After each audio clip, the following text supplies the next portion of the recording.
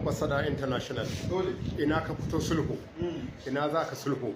ina ka fito zaman lafiya, ina za ka zaman lafiya, ina ka fito kyautatawa, ina za ka kyautatawa. Ka ga na shugaban kasa mai daraja General Abdulrahman Chani, san mu ba a maka san mu, sauro ko ana zuba ka waje, lakafa ne mayafin dole,